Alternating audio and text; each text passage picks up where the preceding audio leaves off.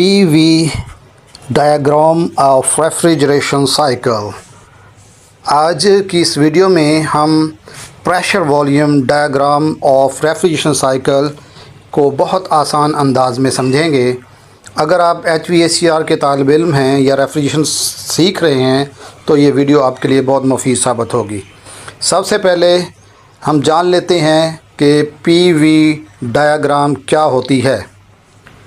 PV diagram pressure volume diagram एक ऐसा graph है जिसमें अमूदी यानी वर्टिकल महवर पर प्रेशर को यानी P को ज़ाहिर किया गया है और हॉरिजॉन्टल यानी उफ़क़ी महवर पर वॉल्यूम V को दिखाया जाता है।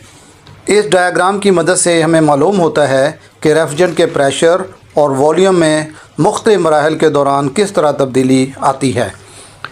तो डायग्राम को समझने से पहले हम ये देख रहे हैं कि डायग्राम के ऊपर 1, 2, 3 और 4 नंबर लिखे गए हैं। तो इसमें 1 नंबर जो है वो कंप्रेसर के फंक्शन को ज़ाहिर कर रहा है, 2 नंबर जो है वो कंडेंसर के फंक्शन को ज़ाहिर कर रहा है, 3 नंबर जो है वो एक्सपेंशन वाल्व के फंक्शन को ज़ाहिर कर रहा है और 4 नंबर जो है वो एवापोरेटर के फंक्शन को ज़ाहिर कर रहा है। अब हम इस साइकिल के 4 मराहिल को समझते हैं। स्टेप नंबर 1 to 2, मरहला नंबर 1 से 2, आइसेंट्रोपिक कंप्रेशन। इस मरहले में कंप्रेसर कम प्रेशर वाली रेफ्रिजरेंट वेपर को कंप्रेस करता है। कंप्रेशन के नतीजे में प्रेशर और दर्जा हरारत दोनों बढ़ जाते हैं जबकि हुजम यानी वॉल्यूम कम हो जाता है। इस अमल के लिए कंप्रेसर को बैरूनी ताकत यानी वर्क इनपुट दरकार होती है। स्टेप 2 to 3, मरहला नंबर 2 से 3, कांस्टेंट प्रेशर हीट रिजेक्शन। अब high pressure high temperature refrigerant condenser में दाखिल होती है जहां ये अपनी हरारत खारिज करती है। इस दौरान प्रेशर तकरीबन मुस्तकिल रहता है और रेफ्रिजरेंट वेपर से माँ यानी लिक्विड में तब्दील हो जाती है। स्टेप 3 to 4, मरहला नंबर 3 से 4, थ्रॉटलिंग प्रोसेस। इस मरहले में माय रेफ्रिजरेंट एक्सपेंशन वाल्व से गुज़रती है। यहाँ इसका प्रेशर कम हो जाता है।